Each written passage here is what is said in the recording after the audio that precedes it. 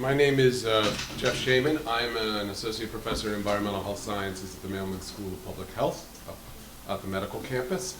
And this is the first of the spring semester's Earth Institute seminars on sustainable development. Thank you all for joining us. We're going to be talking today about Zika virus in the Americas. It's a topical issue of relevance. It has both sustainable development, development implications, and excellent, thank you. Now I got to figure out how to use it, of course. Just not right. There we go. There's a clicker here for everyone else. And so I'm just going to give you a few basic numbers on Zika, and then I'm going to let the panel, who I will also introduce at the end of this, each in turn, tell you a bit more about it. They're going to be talking about a variety of issues concerning Zika, and including some of the health implications that people are very concerned about. So, Zika basics. It's caused by what's called the Zika virus.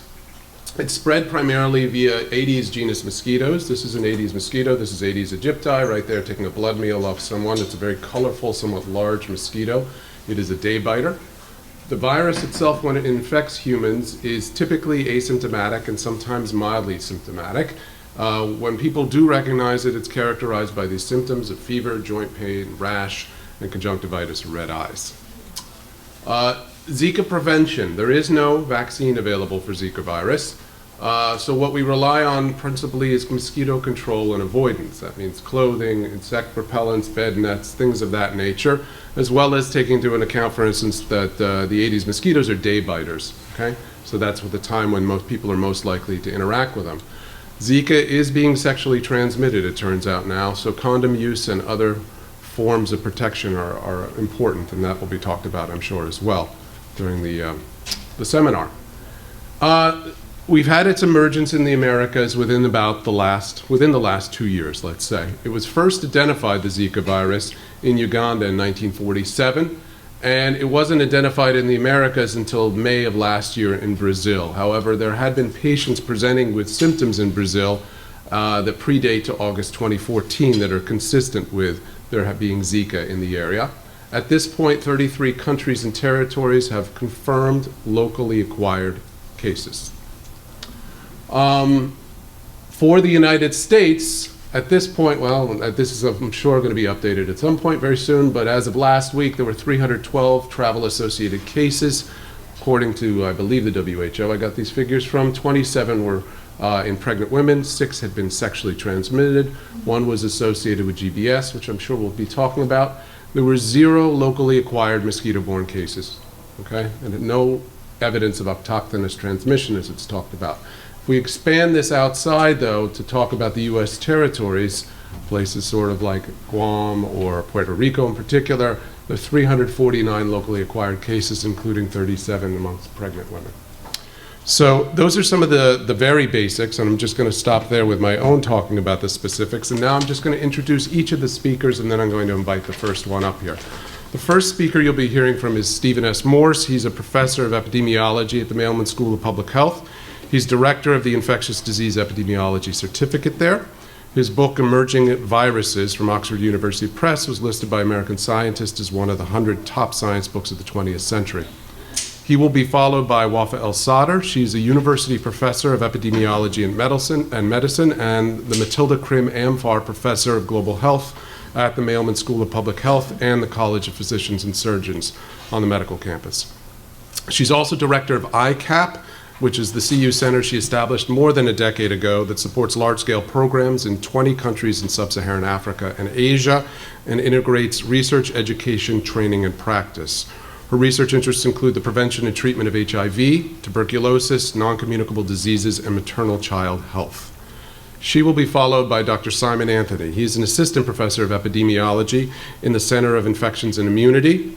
He's co-lead for viral discovery and characterization for the USAID PREDICT project, and his research focuses on the characterization, ecology, and epidemiology of viruses. Lastly, we'll have Cynthia Jomfie-Bannerman. I said the name right? I did, good. And she is an associate professor of obstetrics and gynecology at Columbia University Medical Center. She's director of the Maternal Fetal Medicine Fellowship Program, co-director of the Columbia University Preterm Birth Prevention Center, and medical director of perinatal clinics. She focuses on obstetric complications with a primary focus on preterm birth prevention. So from them, I'm sure you'll see that we're going to have a wealth of information related to Zika, its epidemiology, its virology, and the association with birth defects. So at that, I'm going to turn it over first to Dr. Morse. Thank you very much. It seems a particularly appropriate day to be doing this. We're talking about mosquitoes, and of course it's going to be raining out there, so we know it's going to be good mosquito weather. So nothing like having good plans. Okay, well, you already know what I'm going to talk about after that very lovely introduction. And who thought that we would be standing here talking about mosquito-borne diseases? I think that's really the most remarkable thing.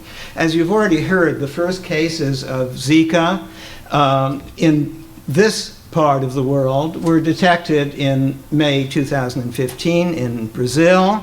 And it seems to have begun in this area in the northeast region of Brazil, probably late in 2014, although it may have been earlier, and that's still a subject of some debate. After that, it spread rapidly throughout the region, and as you heard, it already involves virtually all of the Caribbean and South and Central America. As a result of which, on February 1st, the WHO declared a public health emergency of international concern. You'll remember it took them 6 months to do that with the Ebola outbreak, but they acted perhaps somewhat stung by their accusations of being slow to react the last time. They announced very quickly that this was, in fact, something that we should all be concerned about. Now, normally, people were not very concerned about Zika. It's transmitted by a mosquito and originally was considered a very minor kind of infection. As a matter of fact, at that very same time, another viral infection transmitted by the same species of mosquitoes, chikungunya, was hitting the newspapers. It wasn't Ebola, but it was going around and had been circulating in the same area, starting with the Caribbean since late 2013. It was a very painful infection. Not very many people died. Altogether, we think there were 194 deaths out of possibly 1 million cases, many of them not reported or diagnosed in the lab. But that was from a very small start in December of 2013 in the French part of the island of Saint Martin, and then it spread throughout much of the region.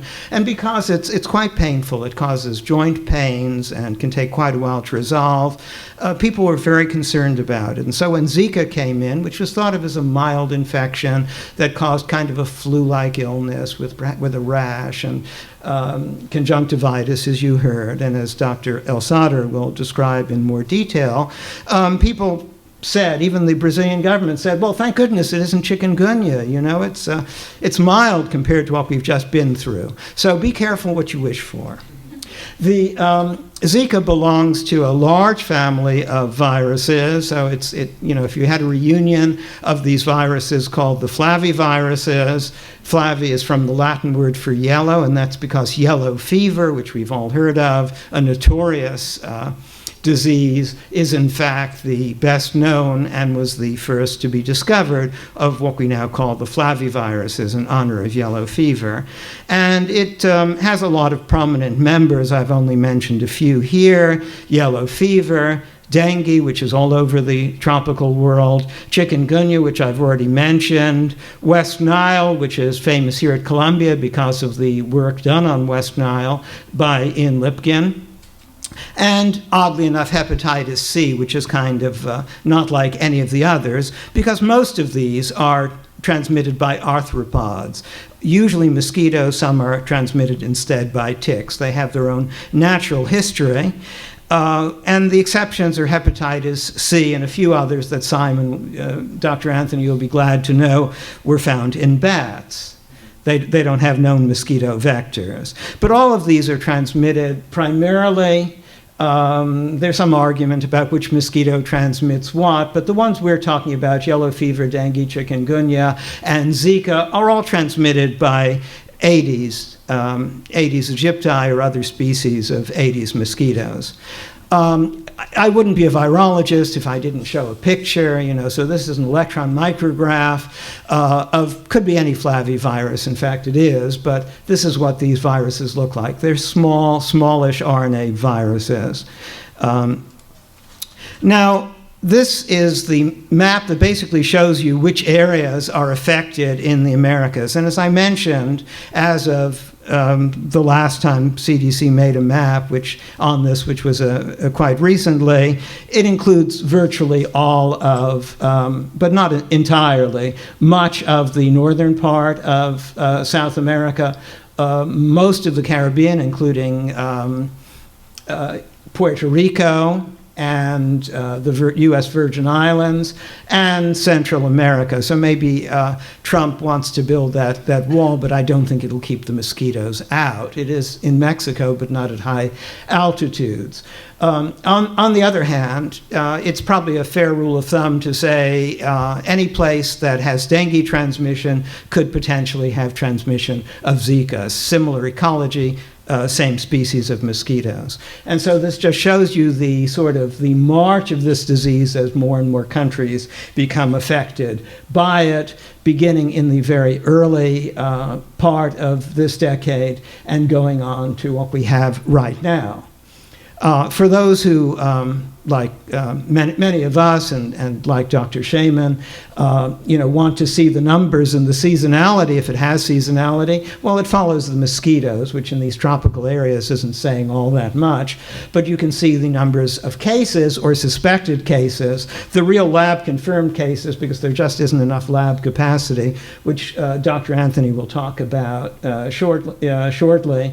But as you can see, the confirmed cases in the lab are still a sizable number, and these are the ones that look like Zika. And then there are a lot that are probably just not recognized because they're not very severe, as most of them are, or they're not even symptomatic.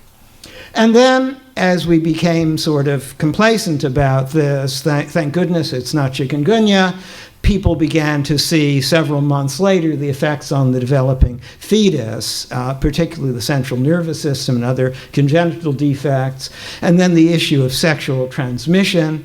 And that was a surprise. It shouldn't have been, because it had actually been known for several years, but it's a fairly, not a very common event. We have perhaps 8 or a dozen actual cases in this outbreak, but it makes one obviously want to think about safe sex for many reasons if a man goes down there. And of course, in the blood supply, just like West Nile, if someone's infected, it could be in the blood for a while. So the current status, as Dr. Shaman told you, is 61 countries altogether, including 33 in the Americas and 16 in the Western Pacific region, Polynesia and so on, which I'll come to in a moment. And it's been steadily widening, as you could see from that march of the histograms with the numbers of countries going up and up and up. 6 countries have reported probable sexual transmission, but there are probably more that just haven't been noticed. These are all from males who become infected and then pass it on to their sexual partners, because the virus can stay probably in the semen, and we don't know for how long, but possibly for a couple of months. The neurological effects were the most striking, and that's what got everyone's attention. First, microcephaly, which I think Dr. Jianfei Bannerman will tell us about, and that's a very great concern, obviously, for women who may be of childbearing age or who may be pregnant when they're in an area that has Zika or maybe visiting an area. And that's much of Brazil, where there are a lot of things going on, and a lot of other places to our south. And the microcephaly was the first thing because it was so noticeable, and there were so many compared to the handful of cases that Brazil identifies every year, probably underreported, but still, this was a tremendous increase, 5 to 10-fold or more. And other fetal malformations have also been reported in the central nervous system and probably elsewhere, perhaps the heart and so on, but we really haven't been looking for them very carefully, so we have a lot to learn there.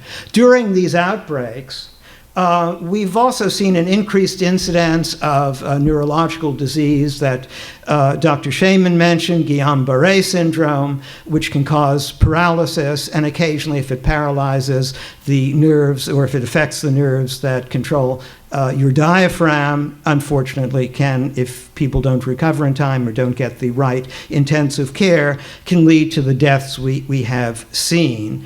A handful, but enough, obviously, to be concerning. Now, where did this virus come from? It didn't spring up, as I'm fond of saying, like the Andromeda strain from, falling from the skies, although I guess it did in a sense because it probably came through air travel. It had been circulating in Polynesia for about 10 years with a large outbreak, most recently between 2013 and 2014, and was probably introduced to Brazil by travelers from this area who happened to be carrying Zika at the time. This is one of these questions we don't know exactly, although I think we all have our theories, and how, for example, West Nile got to New York City. We're still not absolutely sure about how that happened, but it did, and it spread everywhere in the country. And in much the same way, with a few exceptions, much the same way, we're not exactly sure. We have some guesses about how Zika got to Brazil from probably French Polynesia, just as chikungunya had in much the same way earlier, but perhaps less devastatingly. And there are a few suggestions of mass events that might have accounted for this. For example, during the same time, there was a soccer tournament in June of 2013, the World Cup in the summer of 2014, and a canoe race slightly after that, all of which, particularly the first and the third, it's not clear about the World Cup, involved people coming from parts of French Polynesia where, in fact, were outbreaks of Zika going on at the time. So that's a possibility. Or it may have just been a random traveler who happened to be infected. But Zika has a much longer history than that. As Dr. Shaman mentioned, it was first identified by the Rockefeller Foundation Virus Project, which was kind of a pathogen discovery project. In those days, some people derisively called it stamp collecting. But they found quite a lot of viruses out there, many of them carried by mosquitoes or other arthropods. And this one was found in the Zika forest in Uganda in a monkey that had been put out there to see what it might pick up. And then they found others in the area, and later some human cases, which I won't go into in detail, in Africa as it circulated around and was described as a mild disease. This, by the way, is just a few miles from the capital and from the airport and from where I stayed in Uganda on a few occasions. So, but somehow missed getting Zika, or maybe I just didn't know. Anyway, it then very quickly spread. Well, not so quickly, but it was circulating throughout Africa, probably for longer, since it was generally mild in its manifestations, probably for quite a while. But the first human case noticed was Nigeria in 1954, when actually a researcher, I think, got sick and tested.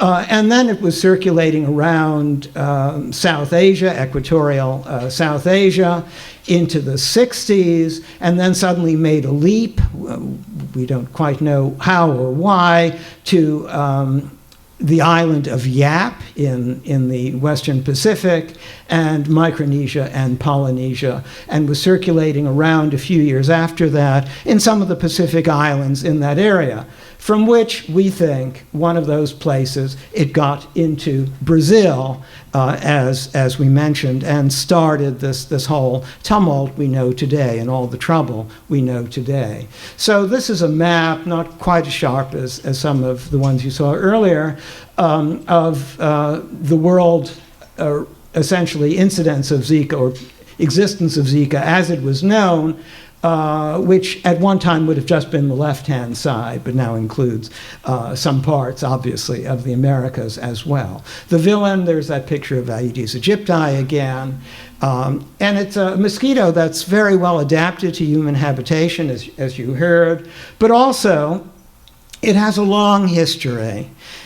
Yellow fever was brought to many parts of the world, with the exception of the Indian subcontinent, but particularly this same part of the world, by Aedes aegypti carrying yellow fever, and probably slaves from the slave trade, going from West Africa into the Caribbean, South America, and North America. More of them went this way, interestingly enough, carrying the mosquito and yellow fever with it.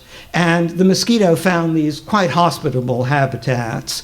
It's quite successful, and where people live and it doesn't get too cold, it does quite well, often inside houses. And so we really, it's really one of the side effects, if you will, of the slave trade that brought both the mosquito and the much dreaded yellow fever from West Africa to our shores. And this is a mosquito that really can breed in small containers of water, where it can lay its eggs, and its larvae can hatch and mature. Like this, as many mosquitoes can. It's fine in stagnant water, and the adults are fine staying on our walls or just outside. Well, this was such a problem because of yellow fever, in fact, that there was a great effort made to contain this mosquito. It carried not only yellow fever, but as I mentioned, which has a very high case fatality rate, comparable, in fact, to Ebola. And almost as gruesome. It was the first of the hemorrhagic fevers we knew, although not in any way related to Ebola. It shares many of the same gruesome features, and was of great concern. In Colombia, this university, it's of some interest because the only person who died during the famous Walter Reed studies, Jesse Lazier, was a Columbia medical student. Those were the studies done, you'll remember, that had to be done in order to control the mosquitoes in the area of the Panama Canal, because everyone was dying of yellow fever, and it was necessary to control yellow fever, and hence Walter Reed's team discovered the mosquito that carries it in order to be able to dig the Panama Canal without killing all the workers and perhaps people on the ships who might be stopping by. That was done, although the one casualty, as I mentioned, was a medical student who has a plaque, actually, in the PNS building on the first floor. And there was local control there of yellow fever. And then in the 30s, a vaccine was developed, which many of us have taken, so we don't worry about it anymore unless you happen to live someplace where they don't get the vaccine. There isn't enough to go around. And so there was a concerted campaign to control this mosquito, Aedes aegypti, which is really hard because it's all over the place wherever people are, often in remote areas. If you have, a little flower pot or an empty beer can or used tires sitting around with catching rain. So through a lot of almost heroic efforts, you can see in the 1970s that green is the range of Aedes aegypti. It was controlled and almost eliminated. And then everyone forgot about it. It was a victim of its own, the mosquito control programs, a victim of their own success, were allowed to lapse, and we're back now essentially where we were in the early 20th or late 19th century. And that's why we can talk about Zika and Dengue and all of these other things still being very much with us. There's the risk, of course, everyone asks about the United States. These are the traditional maps showing the distribution of Aedes aegypti, mostly in the southern and south central US, some in the west, and another related species that was actually introduced from Asia in used tires in the 1980s, but is spread all over the country, or at least the eastern half of the country, called Aedes albopictus, the so-called Asian tiger mosquito. This is a newer map from CDC. They asked Congress for money to improve their mosquito surveillance, and control efforts, Congress told them to take it from the leftover Ebola money. Nobody's found it yet. But anyway, that's just a little political dig. As you can see, the range of Aedes aegypti is actually larger. This is shown solid because we don't know exactly where they are. It may be very small colonies, but we know that a colony was recently found in sewers in Washington, D.C., near the Capitol. And maybe if enough legislators get bitten, they'll change their minds. Aedes albopictus, and as far north as our area, where it's been historically in the 18th century.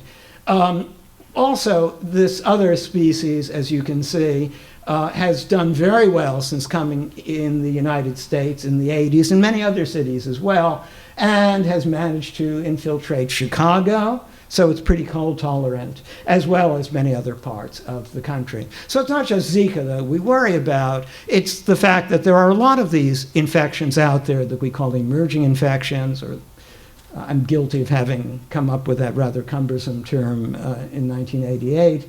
And those are the ones that, like Zika, get on the front page of the paper, perhaps a little too late. And we'd obviously like to be able to better anticipate and prevent that, something that Dr. Anthony will talk about.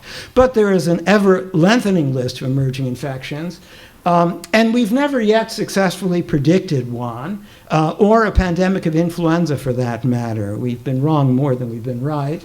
And there are a number of these, not just Zika, but a number of others that catch our attention. Remember Ebola from a few months ago. And some of them behave in ways that we are not expecting, and that, you know, are not perhaps exactly the way they had historically because of urbanization and globalization and other factors that have to do with development by and large. Most of these already exist in nature and other species, as I think we'll hear more about from Simon Anthony. And they're actually factors or drivers that are responsible, many of them environmental, that often precipitate their appearance or their spread. And those can include things like changes in land use and other things that are very closely related to the issue of how do you do sustainable development, because it's unsustainable development, building, for example, dams and certain types of irrigation structures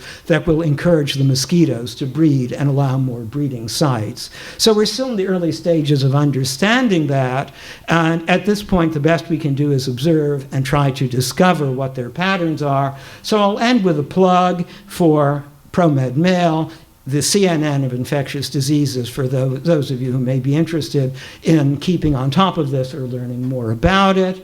And to thank you for your time and attention. And most important of all, if you are going to a tropical country, or if you travel, take all of the normal travel precautions. It's not just Zika, so don't forget your mosquito repellent. Thank you very much. Okay, good afternoon, everyone. And what I'm going to try to do, you've heard a lot. I think that's what happens when you get like 4 epidemiologists in one session, is that inevitably you'll hear some of the same things that have been mentioned. But what I'm going to try to do is to take a different tact. What I'm going to really focus on is taking the epidemiology, what you've heard already, and really trying to understand what are the public health implications of this pathogen and the way it's spread both around the world and in our own country. So this is an outline of my presentation. I'm going to talk about some of the key take-home messages of the key epidemiologic characteristics of Zika that are very important and unique, and I think really must and do inform our public health response.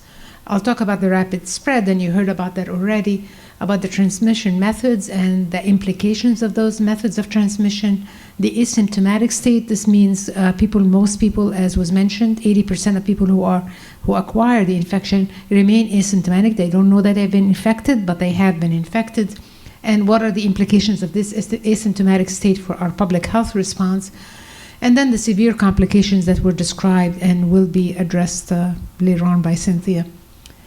And then I'll focus on the public health challenges. What's the potential for further spread? A bit about the impact of travel, the impact of poverty, issues around women's health, what are the resources that may be needed to confront this outbreak of Zika, and then what are the scientific and research gaps that remain. Okay, so let's focus first on the epidemiologic characteristics, and here's a listing of them, and I'll just use one slide to really highlight one aspect of this, of Zika. Rapid spread. You've heard about the rapid spread of Zika, both in terms of around the world, but I think most importantly, spread within Latin America and now Central America and the Caribbean.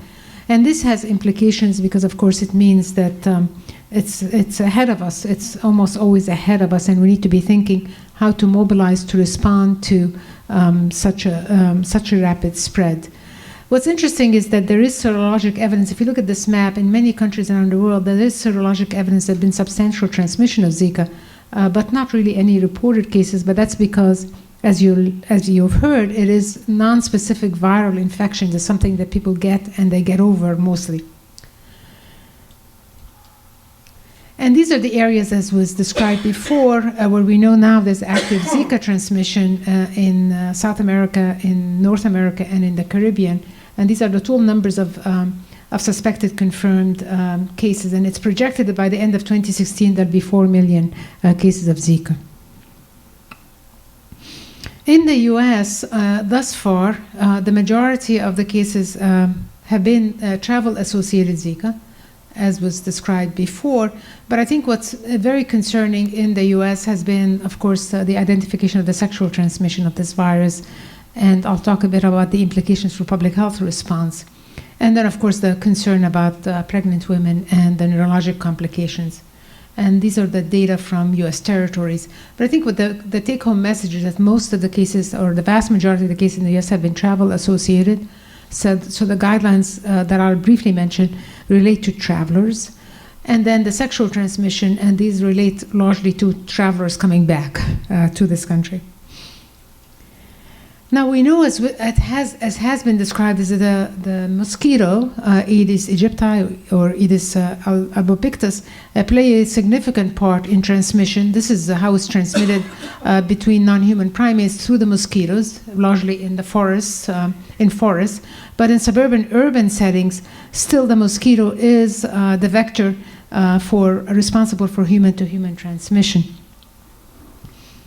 And that's why control of vector density is very important, because clearly if you control the numbers, the amount, the abundance of mosquitoes, you could potentially break the human-to-human chain of transmission. But then this is as we know, as of in February, this was the recognition of the first case of sexually transmitted Zika in Texas here. And it's kind of interesting to me because everybody's surprised when a virus is demonstrated to be sexually transmitted. For someone like me who's worked in HIV for many, many years, we know that viruses can be transmitted sexually. There's an explosive global epidemic, sexually transmitted HIV. Mother-to-child transmission is very well-known, well-established in HIV. And there are lessons learned that I think should inform how we respond to Zika in the context of sexual transmission and mother-to-child transmission. And also, I think the other thing to keep in mind is also Ebola was also found to be sexually transmitted as well. And the only reason we really discovered that is because of very good surveillance and the ability to follow people who've recovered from Ebola for several months, if not now, for several months after the case of Ebola. So it is not shocking or surprising that Zika is transmitted sexually, and probably other viruses are that we're not aware of. So then the real new feature is that not only do we have mosquito transmission, as I mentioned, but there's human-to-human transmissions through mother-to-child, sexual transmission, and of course the big fear is contamination of the blood supply through blood transfusion. Now the clinical features, another aspect of the epidemiology, the third aspect for you to keep in mind is of course the clinical features. And most critically is that most people don't know that they have Zika, they're uninfected, which means that they can transmit unknowingly to their sexual partner, of course, and also probably they have the virus in their bloodstream, and therefore mosquitoes that bite them can then transmit Zika to somebody else. So they are the vast majority, millions and millions, are probably getting infected asymptomatically. And again, this is very similar to HIV as well, because the vast majority of people who get HIV infected remain asymptomatic for decades. And it is during that period when you're asymptomatic that you're most likely to transmit HIV unknowingly to your sexual partners. And if undiagnosed, of course, you can transmit HIV by a pregnant woman can transmit to her baby. So there are lots of, again, analogies between HIV and Zika. And the most common symptoms were described. Rash is pretty much very common, if that's the one thing that's commonly noted. But as you can see by all of these symptoms, they're more or less like having the flu, feeling like you have the flu, with the exception, I think, of the rash, which is very unusual. But there are other viruses that commonly circulate that also have associated rashes. But nonetheless, most of the symptoms are pretty nonspecific. So even people who get sick, they have nonspecific symptoms. It's not like it tells you this is likely to be Zika. The good news is that there's rare hospitalization or death that have been reported with this infection. So this is kind of what we think happens. This is not a Zika curve, but there's a short incubation period, and then there's a period of illness in the few people, the 20% who get sick. And at that time, there's virus that's circulating in the bloodstream. And we don't know. We think that there are, of course, people who don't have symptoms may have the same virus blip during the acute infection, and then after that, antibodies develop against this viral infection. So putting HIV, Ebola, and Zika just one next to the other, so as we think about what is our public health response. So this is not the total reported cases of HIV. This is the total reported number of people living with HIV now. 35 million people are living with HIV globally. Just this past year, in 2014, that is, there were 1.6 million deaths from HIV. This is the Ebola numbers, 28,000 cases, about 11,000 deaths. And here's Zika, what we know thus far. And therefore, you'd say, so why are we so worried? It's very, certainly is a lot of people who got, we think have had Zika, although mostly unconfirmed. There are few deaths, as I mentioned, so what is the concern? And I think the concern is largely because of the severe complications. And I won't get into them in detail, but these have implications for a lot of reasons. One is they're pretty severe and irreversible, we believe, like microcephaly in children and in babies. And but also the neurologic complications, what's called Guillain-Barré syndrome, which is paralysis, that onset of paralysis that happens after other viral infections as well.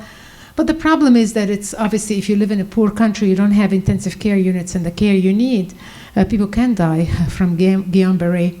There's a lot of supportive, expensive kind of management that's needed that's often not available or available in very few countries around the world. And the sequela can be long-lasting, although most people do recover. Some with sequela do recover after several months. But that's one of the major reasons why we're concerned about Zika, is because of these severe complications. So what are the public health challenges now that you kind of have a sense of the key points about the epidemiology that are unique to Zika? What are the challenges we're faced? I think one of them is the potential for further spread. This is something, a map like this was shown before, but it demonstrates to you this is the global distribution, predicted distribution of Aedes aegypti and Aedes albopictus. And you can see, of course, that very broad areas of distribution in the US, with albopictus further north than Aedes distribution. I think what's helpful is the seasonality of mosquitoes. So it'll be interesting to see what's going to happen as the southern hemisphere now goes into winter and we go into summer. So it's going to be interesting to see what happens. And I think a map like this was shown, but this line here shows the distribution of aegypti, and this is the distribution of albopictus. But I think what's fascinating is that to see that, of course, most of the density of the vector of the mosquito is during July is at the bottom of these circles and January at the top. And you can see, of course, that in the winter, there are very few mosquitoes. The other interesting thing that's unique in the public health challenge is these are rather remarkable numbers. These are the passengers arriving by air from Latin America on a monthly basis. And you can see here the port of entry in these different colors. And this is in the number of passengers. So this is like 3.5 million people per month are coming into this country from Latin America. So a substantial number of travelers coming. And as you can see, the ports of entries are not surprisingly, Miami in the orange is a big substantial proportion, but also New York is another substantial proportion, and Atlanta as well. These are the big hubs for air travel. So this is essentially another important aspect of thinking about how are we going to be linked with where there's active transmission at a time when maybe the mosquitoes are going to be flourishing more during this coming season. Now, the other interesting fact to keep in mind is that the people who are crossing into the US from Mexico every month. And again, you'll see that not surprisingly, very large numbers every month. This is in thousands. And, but you can also see, of course, that the majority are Texas and California and Arizona. So we have the potential, of course, to control this, the Zika outbreak. Is we have to think about both air travel as well as people coming by land across the border, which is very important to think about how we're going to control this the situation now. There's a connection between Zika and poverty, and there often are connections between these various outbreaks, emerging infections, and poverty. But some people may ask, why is there a connection with poverty? I think obviously some reasons are very obvious. One is lack of running water. If you don't have running water, people have to collect water, to collect rainwater, and that means you have to have a tank sitting somewhere on the roof or in your backyard. So that's that's a problem. That's where mosquitoes breed and the eggs are laid. Insufficient waste management. If you don't have sanitation, then often sewage is open sewers, and that's again another source of breeding place for mosquitoes. Urban crowding and poor housing are two other aspects. Poor housing, again, you're going to have in the backyard a lot of containers that it's not tidy. Having an untidy household is a risk factor for malaria, for Zika, and so on. And it's also important to know that if often in these poor housing, there's no screens on the windows and no air conditioning. So those are the facts that I think connect some of these infections and poverty. And interesting to think about what about poverty in our own country. And do you remember that map I showed you with the distribution of the mosquito and then the people crossing again overland from Latin America to the US? These are counties where households are below the poverty level in the US, in the darkest red. Or 30% of households in those counties are below poverty level, and it's absolutely astounding to me every time I see what the poverty levels are in the United States. Less than $12,000 a year for one person, or less than $24,000 for a family of 4. What about Zika and women's health? Another important aspect to think about as we're thinking of public health response, when there have actually been 5 Latin American countries and Caribbean countries that have advised women to delay pregnancy. And I believe El Salvador sort of advised women to delay pregnancy until 2018. I don't know why 2018 in particular, but that's what they asked. Of course, this is problematic in a variety of ways. I'll show you some data on low contraceptive prevalence rates in many of these countries.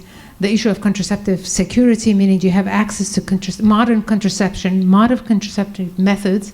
And lastly, I'll show you a bit about the restrictive abortion laws in some of these countries. So firstly, if you look at unintended pregnancy per 1,000 women in this age group, childbearing age group, these are data from 2012, the darkest red here are the highest with more than 100 per 1,000 women in this age group. And you can see that most of Latin America and the Caribbean, very high, between 61 and 100 per 1,000 women aged who have had an unintended pregnancy during that period of time. So what does that tell us? It tells us, of course, that access to contraception may be problematic. If we look at access to reproductive health services, and in particular contraception, if you look at the access to modern methods of contraception here, contraception prevalence rate, and in the US it's about 73%, and this means women in reproductive age group who are either married or in a sexual union, and are they using contraception, modern contraception. So about 73%, 75% Canada, 80% in the UK. And you can see these are the countries that are affected in where there's active Zika transmission going on. And you can see some like have very low, like Bolivia, 40% CPR. And I believe there's another one that was very low. Here, Guatemala, 47%, and so on and so forth. So you see that access to modern contraception is certainly not high in those countries. And then also importantly, what about abortion policy? And I tried to color code this so you can see it. And in red are most restrictive or highly restrictive.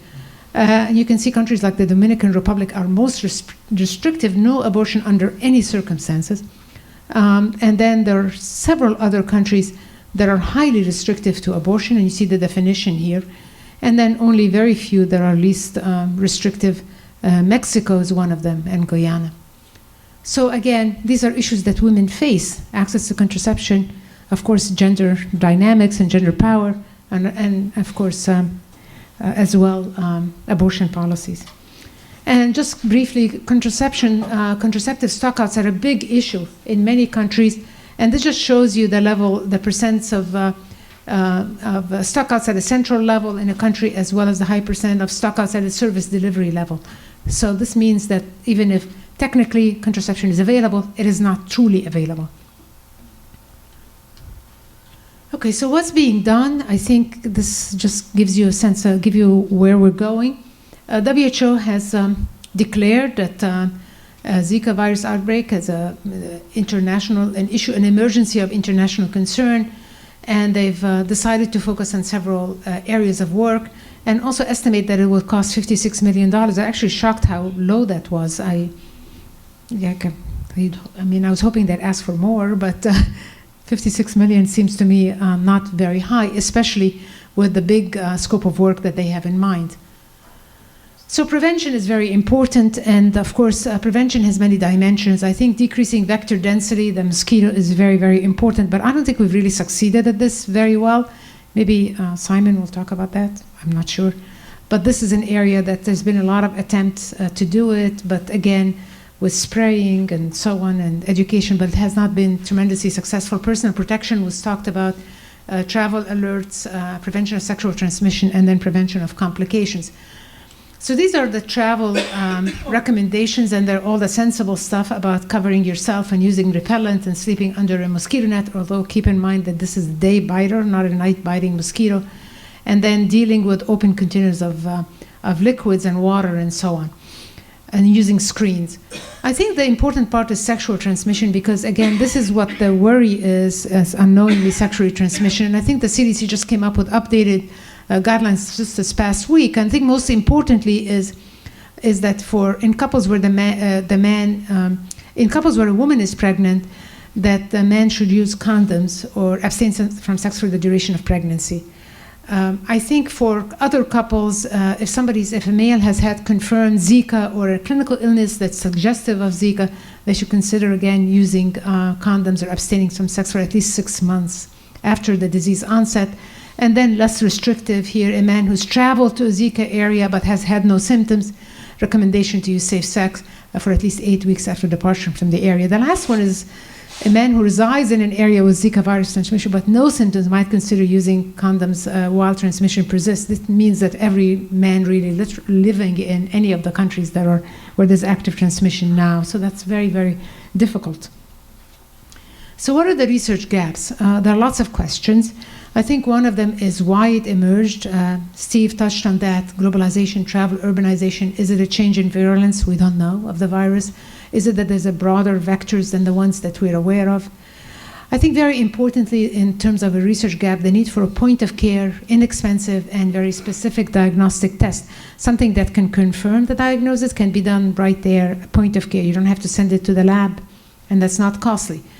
And we're lucky in HIV, we have a test like this, but doesn't exist yet for Ebola, and I think it would be very important. And specific is very critical because there's an overlap between this virus and other dengue virus, for example, is a major one. I think the dynamics of human-to-human transmission is very important. We need to understand more about the sexual transmission of this virus. We need to know whether it's transmitted during periods of people completely asymptomatic and for how long. The mother-to-child transmissions also need to be better defined. Transmission during asymptomatic phases is a critical issue, both in terms of viremia, so that the meal the mosquito takes, this virus, is there virus during this asymptomatic phase, which I suspect there is, as well as, of course, sexual transmission. And very importantly, blood transfusion as well. The incidence of complications, I think there are alarming rates of data on high incidence of microcephaly and other fetal abnormalities. We don't know about the incidence of Guillain-Barré as of yet, but it's really good to define that. The need for a vaccine is urgent, encouraging recent data on dengue vaccine.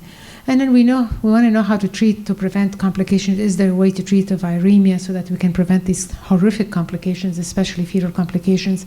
And what about the short and long-term management of the complications themselves? We know very little and probably are going to learn an awful lot as these babies are followed long-term. And last but not least is effective vector control methods. So the future and lessons from dengue, I think this is kind of scary when I think about it. It's remarkable.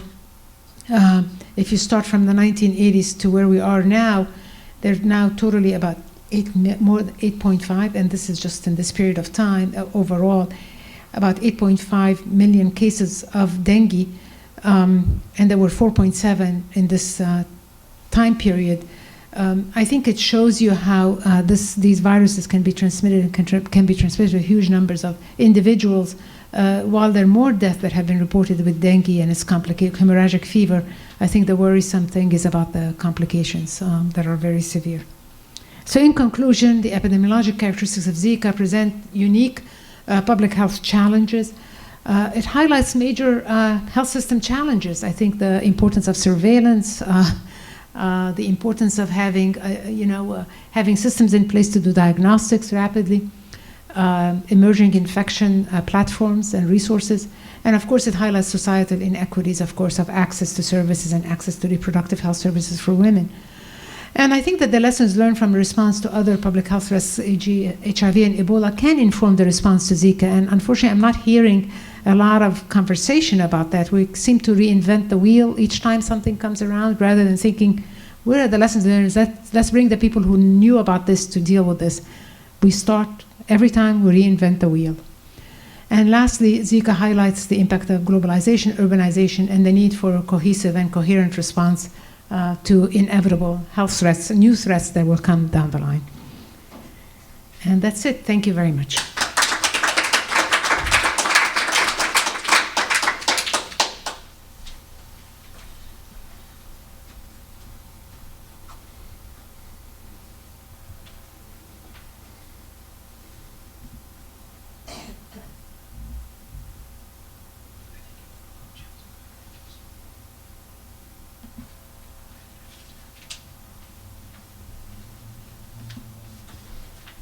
Okay. I feel so inconsequential, sort of speaking among my panel of peers here, but nonetheless, I will give it a go. I wanted to just follow up on just one of the points that Wafa made, and then I wanted to actually change gears entirely and take a step back from Zika virus. So this is sort of the prelude, if you like, which is just something specific to Zika. And that is about Zika diagnostics, because I felt that this may not be covered in some of the other presentations. So currently there are, as with many viruses, like 3 main methods that we use to identify these viruses in clinical samples. The first is viral culture, and it's the gold standard. If you can isolate the virus that you think is infecting a given animal or a given person, then that is really conclusive evidence that that you have infectious material in that sample. Then there's antibody or serology. And this has been very controversial with the Zika virus outbreak in particular, because of the strong cross-reaction. So right now, there certainly are serologic assays out there. A lot of them are based on looking for IgM, so that's looking for those early serologic conversions. or using things like plaque reduction neutralization assays. But there is definitely a need to refine and work on these serologic diagnostic assays. And then the one that's perhaps used most often is detection of viral RNA by PCR, and there are several assays now available and have been for quite some time based on different genes. At the bottom here you can this is the flavivirus genome, and there are several assays targeting various points along that genome. So there are some real challenges for the diagnostics of Zika virus, and one of those is that it has a very short viremia. If you're looking for the virus itself, it of course has to be in the sample that you receive, and it actually doesn't stick around for very long. So you might get a blood sample from someone that was infected 5 days ago, and that virus may actually not be detectable in that person anymore. That's the point those serologic assays become really important, because those antibodies stick around for a long time. The problem with the antibodies is that they're cross-reactive and may not actually be Zika. The other issue is co-circulation of flaviviruses. In those same areas, it's not just Zika that we have. As many people have pointed out, we have dengue, we have chikungunya, we have other viruses that are floating around and could cause confusion, certainly from diagnostics based on clinical presentations. And so when we have those other viruses in the same places at the same time, we also need a method to actually distinguish between these different viruses. I've already touched on cross-reactivity and data sharing. I put that in there because I don't know if anyone's sort of read about this in the news or has been sort of familiar with this, and I thought it's an interesting topic and maybe something that we get to in the discussion. And that is, we really do rely on data from these outbreaks being released to the public as early as possible, because that data is what will be used to understand the epidemiology. It will be used to design and develop new diagnostic assays. And I think that there was the case where the Brazilians did release the sequence data, as everyone would expect them to do, and then a group in Slovenia actually then just sort of took that data and published on it without giving them the credit that they, of course, deserved. And the fear is that if that happens, then scientists may be a little reluctant to actually just release their data to the public because they're going to lose their ability to actually publish on it. So I think it's an interesting challenge. So taking a step back, what I actually would like to do, I sort of feel my role, if you like, on this panel is really to highlight that Zika is just one part of a bigger problem. It's not just Zika. We have to think that emerging infectious diseases generally are becoming more and more of a problem. Infectious diseases themselves are emerging more frequently, and they're having an ever greater impact on public health. And many of them are zoonotic, meaning that they originate in animals. This is actually just a chart to show you the emergence of new diseases over time. This is sort of over 6 decades, and this is the number of infectious diseases that emerged in each of those decades, and you can see clearly that there's an upward trend. You can also see that most of them are coming from animals, that they are either coming from wildlife, which is this white box here, or they're coming from livestock and other non-wildlife sources. Also interesting, this is the same plot, but this time it's just split out by whether or not they were vector-borne or not vector-borne. And you can see that the vast majority of emerging infectious diseases are not actually vector-borne. Zika, of course, would be up in this smaller thing here. But remember, this doesn't represent the impact of any of those diseases. This is just the number of emerging diseases. It doesn't necessarily tell you the subsequent impact that they had on public health. And so this is definitely one of the key sort of take-home messages that I would like to present. That is, Zika is just one of many emerging infectious diseases that continue to take us by surprise. Also takes me by surprise every time I convert from a Mac to a PC. Something goes wrong with the formatting, but there you go. You know, some of these emerging diseases like SARS coronavirus or MERS coronaviruses, you know, they emerged for the first time. We did not know about them. And then one day they spilled over into people and caused either a pandemic or a very substantial epidemic. Others, however, they re-emerge. We may have known about them before, but they re-emerge in unexpected places or in unexpected hosts. And when that happens, of course, the ecology of that situation can be entirely different, and therefore the disease outcomes can also be extremely different. I think Ebola is a very good example of that. We've, of course, known about Ebola for a long time, and then it emerged in West Africa. We did not expect it. We probably should have expected it, but we didn't, and it caused the most significant outbreak that we have seen to date.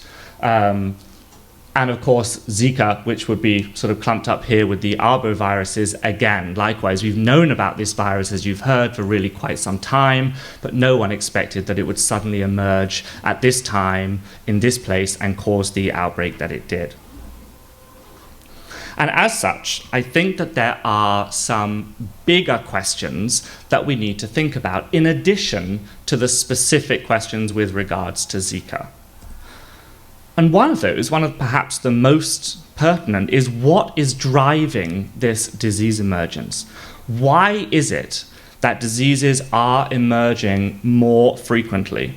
And is there anything at all that we can actually do to try and get one step ahead? Because we're certainly not there yet. We are starting to understand a little bit about those factors. Steve presented some of them that do what we call drive disease emergence, those things that are associated with emergence. And here's just a chart showing a breakdown of some of them. You can see that here in green, land use change represents a fairly sizable chunk of all the known drivers of disease emergence. Human susceptibility to infection is another. If you have a large urban population that is naive, has never seen any virus before, and you drop it into that population, you may very well have a huge susceptible population to support an outbreak. Other things, of course, include agricultural intensification, food industry changes, antimicrobial agent use, of course, perhaps more, well, not perhaps, definitely more relevant to bacterial infections rather than viruses, however. The other thing that we recognize, and all of these things seem quite obvious, is that in different regions, different factors are important. It's not that that land use change, for example, is going to be a substantial or a significant driver of disease emergence everywhere. It is going to be important in some places and less important in others. For example, this chunk here includes global travel, so that you can see in the US, global travel is important. In Europe, you can see global travel is important. The same in parts of Africa, where it seems that global travel is the most important. And so there are definitely regional variations about what factors drive disease emergence and which ones are important. If we think about the drivers of Zika virus particularly, and while I'm stepping back for the most part, it's it's useful to touch on this. I think Steve did a nice job of showing that really human trade and human movement really set the scene for Zika. And I think the important thing here is that these drivers, we sometimes think of them as being current or immediate things, a bit like throwing a match into a box of fireworks, but then it's not necessarily like that. Sometimes this setting of the stage takes decades or even centuries, and so you have this effect of human trade and movement, which really facilitated the expansion of those mosquito ranges. Land use change is also important, because when humans were expanding and modifying the land, that allowed those mosquitoes to persistently cohabit with humans and in so doing actually change their ecology from being a species that preferentially bit animals, not people, to one that preferentially bit people. So there was sort of a subspeciation to an anthropophilic form of these mosquitoes that again was driven by this human expansion and settlement. Again, human susceptibility to infection. We have huge populations in Brazil. Zika has never been seen there before, and so you drop a virus right into that population and it can go crazy, of course. Global travel is thought to be the sort of the kickoff to all of that. And then we also have viral adaptation. We don't know too much about this yet, but early evidence is showing that the virus actually does seem to be changing, if only a little at this point, and that may very well have significant effects. If the virus is able to replicate, and a lot of this is only hypothetical at this stage, if the virus is able to replicate more efficiently, then you're going to have more of that virus circulating around in your blood. If you have more circulating, then more mosquitoes are going to be able to pick up that virus and spread it to more people. Not only that, if you have more virus within your body, there's a higher chance that you might have something like transplacental transmission. So, just something as simple as how much virus or how efficient that virus is at replicating in a given region or in a given host can have dramatic effects. Prediction would be useful, of course, in this. If we were able to actually predict when, where, and all of the whys and wherefores about when these diseases were going to emerge, then we would be able to do something about it. However, as Steve points out, and is sort of famous for saying, we have never, ever done this before. We have never predicted the emergence of an infectious disease in people. So it sort of feels right now as though, prediction would be great, but it seems impossible. Or at the very least, it seems as though it's a long way off. That doesn't mean that we're not trying to do some things along those lines. This is what they call a hotspots map, and it's basically showing regions around the world that are considered to be highest risk of disease emergence. So you look at all the things that have happened in the past and you try and understand what sort of factors might be associated with those emergence events. And then you can create these sort of heat maps and saying, you know what, this part of the world is pretty dangerous. We think that a new virus is a good chance of emerging in this particular region. This particular map is actually based on the fact or the observation that emerging diseases are highly correlated with biodiversity and with human population density. So where you have a lot of wildlife species and where you have high population densities of people, then you have the highest risk of emergence. However, we have to be careful. These sort of things lack really a lot of data. The resolution is not great, and there's still a lot of work to do to really make these sort of models predictive. They're useful for guiding surveillance and things like that, but they're not really where we need them to be just yet. And so this is something else that I'd just sort of like to sort of put out as food for thought, that we might not be there yet, but nonetheless, given how these diseases keep emerging, can we move from being responsive all the time to somehow being predictive and preventing these things from happening in the first place? And if so, how are we actually going to get to that point? Well, I think that there are two areas where we're really lacking in information. And if we want to get to the point where we can stop being so reactive and be a little more proactive at understanding where we have the highest risk of emergence, one of the things we need to know is what's out there. Like, what viruses are out there in wildlife? We know most of them come from wildlife, so we have a good start, but what viruses do they have? Where are those viruses? How many of those viruses are there? And simple things like that, it's sort of the stamp collecting that Steve referred to at the beginning. They can be really very useful, actually, because when you think about it, as Steve pointed out, Zika virus was discovered exactly that way. Just sort of going out and taking a look to see what was in that area of Uganda and what viruses were circulating. And because we knew about Zika, we were then able to link it as an etiologic agent of disease. And that sounds, again, something like, well, sure, of course, that's easy. But you've no idea the number of undiagnosed encephalitis and cases of various respiratory syndromes around the world. You know, these numbers in Bangladesh, for example, which is where I do a lot of work, 70% go undiagnosed. So if you don't test positive for one of the normative things that cause encephalitis, you just go into that unknown pile. So sometimes just finding these agents give you targets that you can then try and actually link to disease.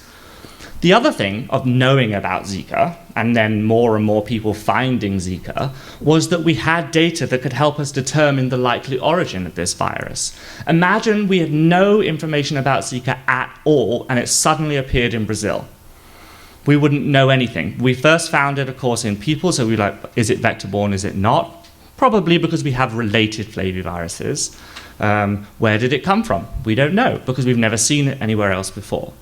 But because we knew what the virus looked like from Polynesia, for example, or what the virus looked like in the African strains, we were able to compare what we saw with those other viral strains and say, this is where the virus was most likely to have come from. And of course, it helps us to target control. You know, just one example of how these things can be useful.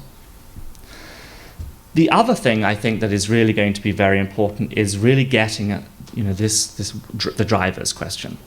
And yes, we are starting to know more and more about these drivers. We know that land use change is important, but there are still many things that we don't know.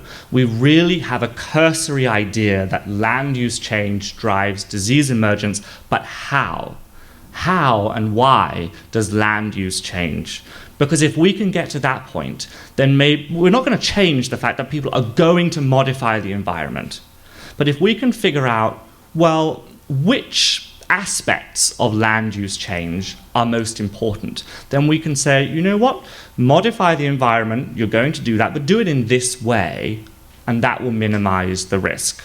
So, you know, trying to get at the mechanisms of what it is that causes spillover, amplification, and spread.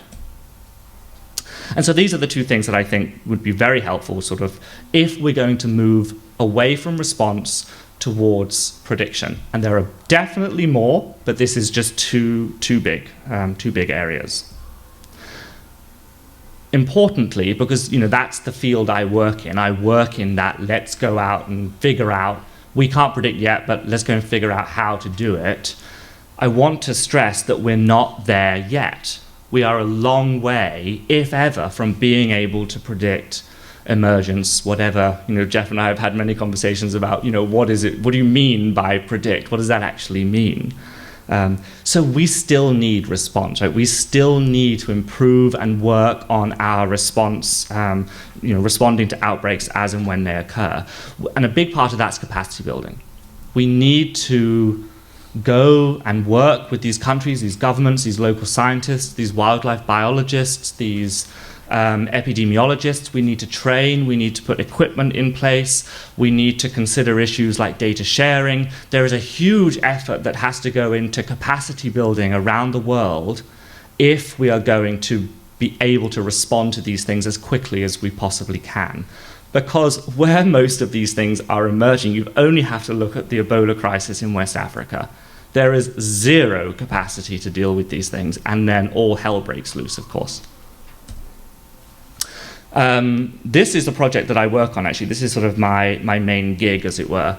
And it's a project that does exactly that. It tries to combine this idea of we need to have capacity building right now to be able to respond to outbreaks when they occur, but we also need to go and look at what the diversity of viruses in wildlife is, and we need to look at what sort of factors control or contribute to spillover, amplification, and spread. It's a huge effort, actually. We're working in 30 different countries, not Brazil right now, of course. Actually, it was quite funny because the number of countries we've worked with has grown over time.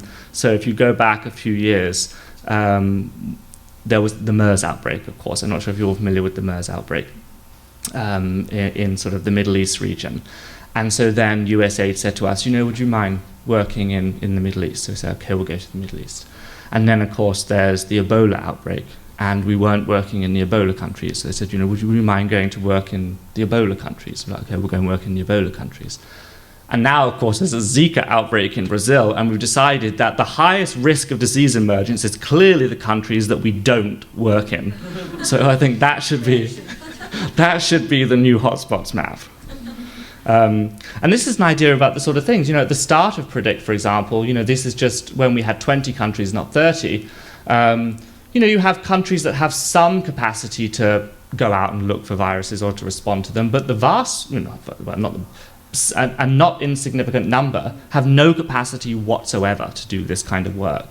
And then at the end, of course, of the first 5 years, we're now in the second set, almost all of those countries have some capacity to actually do that work. And as far as finding viruses, we found, over 5 years of doing this work, we found 984 novel or known viruses, which actually doubles the total number of viruses that we knew about in mammals. So we really are starting to contribute to the knowledge. Maybe the next outbreak that occurs will actually be one of these 984 viruses that we now have found and we now know something about. This just shows you the distribution of where we're finding viruses across the world. Each of those red dots represents a virus in a particular country. And so you can see that there's, a huge spread on that. And just to give you one very quick example, just to sort of take home with. This was a virus that we found in Uganda, and it was from a bat. And this virus turned out to be very, very closely related to MERS, the virus we were just talking about that emerged in the Middle East, leading us, of course, to wonder, well, could this virus also spill over into people? This is the sort of thing these projects are designed to do, right? You go out, you find these viruses, and then you have to think about, well, does it have the potential to become the next Zika virus or to become the next MERS or the next SARS? Here we have this virus, what does it mean? And if you look at the genome and you compare it to MERS, there's an interesting sort of anomaly that at this part of the genome, the similarity with MERS drops right down. You can see that for the most part, these two viruses are very similar to each other. And here it drops right down and is really very, very different. And this particular part is the spike protein, and the spike protein is what is used by that virus to get into cells. So here you have a significant difference between the human version and then the bat version. And you think, well, if the proteins that it uses to get in cells are completely different, then maybe there's actually not much chance of this virus being able to infect people. Luckily, we can model that. This is MERS binding to the human receptor that's called DPP4. And if you model the virus that we found in the Ugandan bat to the same receptor, then basically it shows, no, this virus that we found in bats will not be able, or is very, very unlikely, to be able to infect human cells. So this is my last slide. The things that I just sort of want to wrap up and send you home with, for my part, sorry. Zika is not the only infectious concern. We have new infectious diseases emerging all the time. And viruses, they can be viruses we've never seen before. They can be viruses we know about that are emerging in new places. Human activity in all of its various forms is driving this emergence. All land use change, travel, they're all human-related activities that are really driving this disease emergence, at least at the scale that we're seeing now. And I wonder, and I hope, and we're working to move to a response and prevent paradigm. In going out and trying to understand the patterns of viruses and the patterns of spillover that we see, can we, in the future, stop being so responsive and start trying to predict these things ahead of time? And then, it's actually quite an interesting, Wafa presented many of the aspects of Zika that were unique, but there are also several that are not unique. and they apply equally to several or nearly all of these other diseases that we're talking about. You know, the need to develop rapid diagnostic assays, for example, sampling at the right time. If you don't get that sample within 5 days, for Zika anyway, you know, maybe you won't detect it. Data sharing, you know, something we've already talked about. Parachute science, and I only put that one in there because it's yet another one of these issues that has been brought to the fore in the media around Zika. You know, this idea of scientists from developed countries like the US, the UK, Germany, going and working in these countries, taking the data back, and then, you know, sayonara. You know, versus going and building the capacity and allowing these countries to actually maintain ownership of these data. And with that, I will pass it over. Thank you.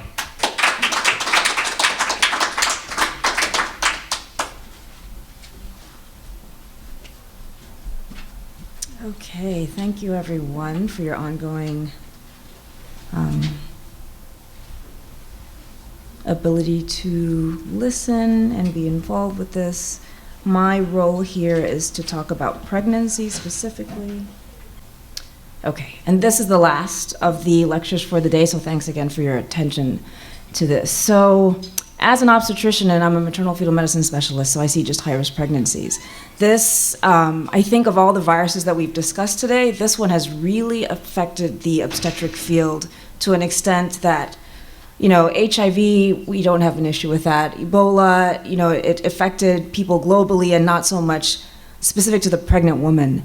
But this particular virus has just created havoc in the way that we practice obstetrics. And both the American College of Obstetricians and Gynecologists and the Society for Maternal Fetal Medicine are really primarily focused on this virus over everything that we do every day in obstetrics. So there are a couple of reasons why it's unique to pregnancy, and specifically why it's unique to Colombia. So what those of you who might spend most of your time in this campus might not realize is that on the medical campus, we're in Washington Heights. We have many patients in Washington Heights who live in the Dominican Republic and who travel back and forth very frequently. So as Wafa mentioned, the travel rates it's normal for folks to travel back and forth, and we have plenty of women who continue to travel back and forth. So one of those 27 cases has been from Colombia. A second one, I was just texting with my nurse practitioner, is now identified at Colombia. And so we see this fairly regularly. The other interesting aspect of this, and that will be my last editorial, is that pregnant women tend to want to travel to the Caribbean during their pregnancies. It's incredibly common, incredibly common. The phenomenon is called a baby moon. And so in fact, in December, when we were first hearing about this, I had several patients who had recently either been in Mexico or one of the Caribbean islands and immediately wanted testing. And I think we've heard the challenges of testing. So that's why it's just really, the severe outcomes, which we'll talk about in a second, are so devastating to the developing fetus. And so this virus has really been an issue for pregnancy. So modes of vertical transmission. So there's transplacental, which we think of as hematogenous, the hematogenous route, with direct transfer of the live viruses and then directly leading to the neural damage that we've seen. There's an inflammatory response that's been noted in the placenta. There's no evidence thus far of intrapartum transmission, so delivering vaginally is not thought to increase the risk of transmission. The particles have been detected in breast milk, so it potentially can be transmitted that way. And then sexual transmission is obviously a problem, because if the pregnant woman keeps herself in this country, if her partner travels back and forth, then that can be a way to have transplacental transmission. This is the one epi slide I'm going to show. So these are the numbers of cases of microcephaly. So to put things into context, microcephaly is an incredibly rare finding in obstetrics.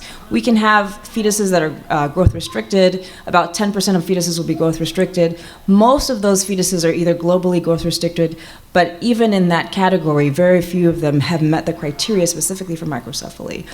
So these are microcephaly rates that have been noted in Brazil. This was 2010, and you can see with the outbreak of the Zika virus, the rates of microcephaly are just something that you would absolutely not expect in screening in obstetrics. So how do we define microcephaly? So there are a couple standard definitions that we use in obstetrics and maternal fetal medicine specifically, because we would be the ones who would do these types of scans.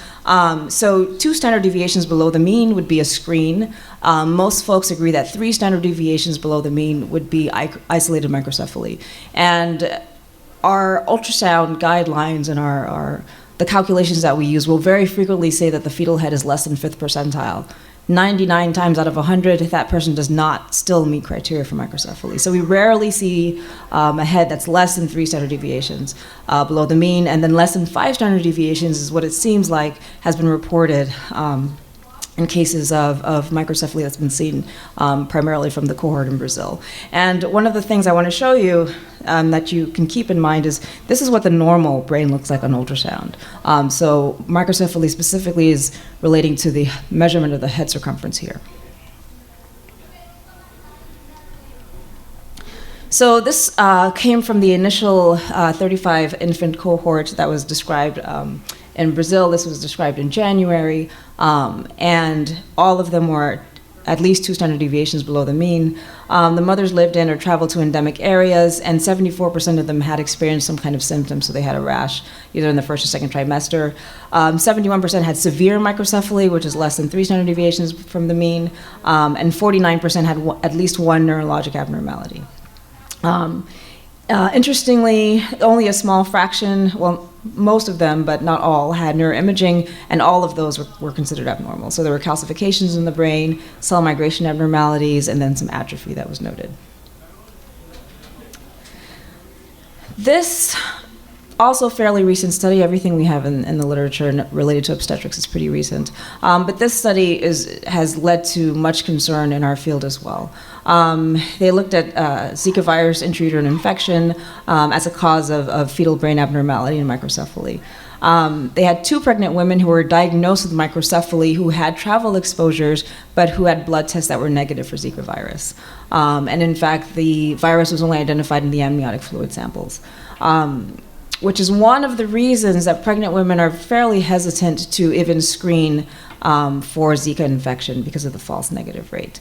So these 2 cases, one was at 29 weeks gestation, the other one was at 30 weeks gestation. So if you recall what the normal looks like, this is what the abnormal looks like on ultrasound. This here is the cerebellum. You can see calcified areas here. Here's another calcification over here. The several kind of white enhancing lesions are all calcifications in the brain over here. And then you can see that there's some dilation. That this area shouldn't look quite this, I guess, echolucent, and this should not look as bright. Again, here are some calcifications over here. Over here, these are the ventricles in the fetal brain. There's not supposed to be this wide space here, so this is a really echolucent area, and it's showing that there's hydrocephalus. Again, you can see the calcifications over here. This space is supposed to be filled with neural tissue. It's completely blank. And then here are some calcifications around the fetal eye and lens. One of the things that we know in obstetrics, so initially when all of the reports came out, there was much focus on microcephaly. What we know is that microcephaly is probably a late finding, and that there's at least been, in the last week, a case report of an infected fetus with a normal-sized head and just a small change in the velocity of growth. So I think initially, as this was coming out in our field, we were even more concerned because we understood that just because you don't have microcephaly doesn't mean the fetus is not going to be affected, or the newborn. Here are some more images. Again, this kind of echolucent space should not be there. Here's some calcifications. Here's an area that's kind of missing brain tissue. And then again, you can see something similar. This was one of the earlier case reports that's been published in the New England Journal of Medicine. The folks in Brazil have been really helpful in terms of giving us the information that we need in obstetrics. Zika virus associated with microcephaly. So this one came out in February, and initially showed that there were intracranial calcifications with vertical transmission. Timing of the vertical transmission is difficult, but symptoms as early as 13 weeks gestation, and then normal ultrasounds at 14 weeks and 20 weeks. But then, as we said, it's more of a late finding, so then at 29 weeks, the scan became abnormal. By 32 weeks, the fetus IUGR means growth restriction, and again, like I said, about a large number of fetuses are growth restricted, but still don't have an abnormal sized head.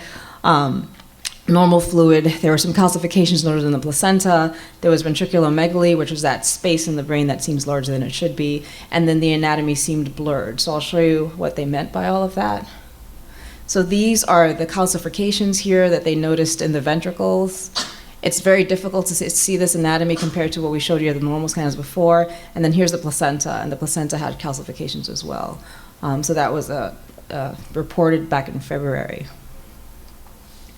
And this is just what it looks like on a histologic sample. It's hard to see the white areas here that are calcified, but you can also see the extra pores or porencephaly here in the fetal or neonatal brain. So from that report, about 5% terminated the pregnancy. There was prominent microcephaly at the first percentile.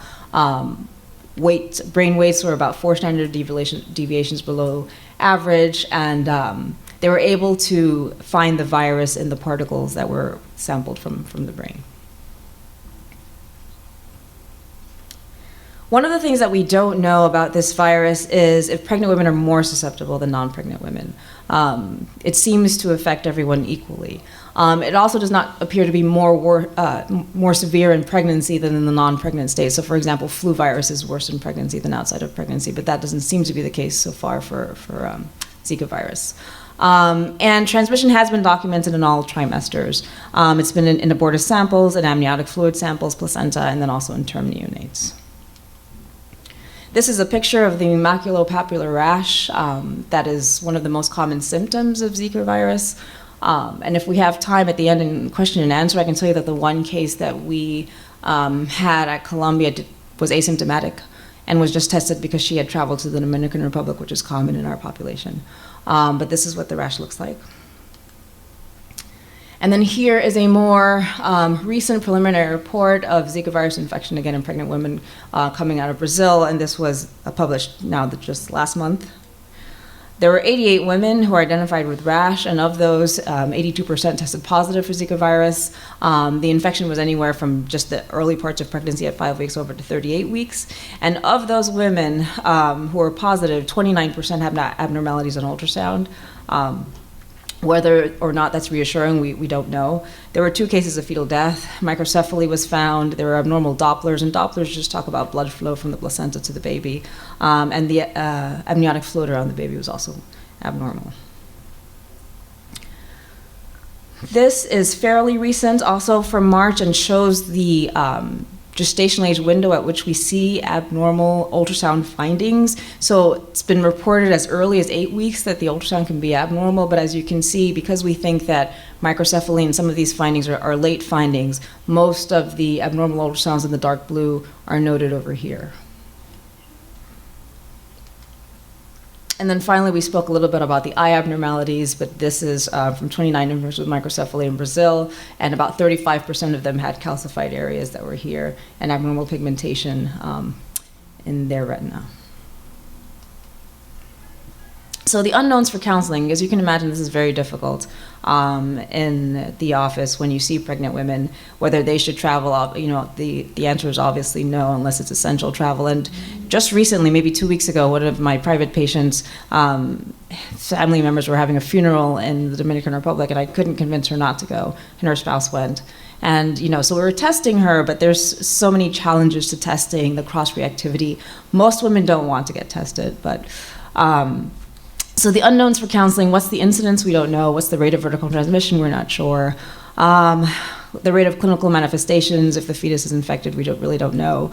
If a woman was infected prior to pregnancy and it's greater than 4 weeks, although I can tell you that that's evolving to probably 8 weeks, they're not expected to have any fetal effects.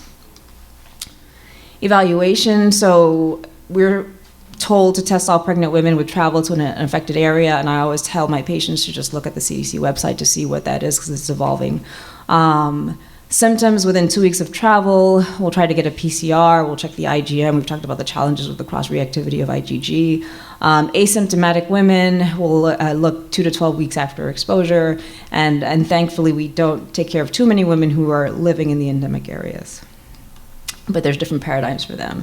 So this might be a little bit difficult to see, but basically this is the paradigm for women who have a history of travel to a Zika-exposed area, and basically what the CDC is saying is test for Zika virus infection. So when we tell our patients, we want to test for Zika virus infection, the response generally is, so we have a test that if it's positive, could be another virus.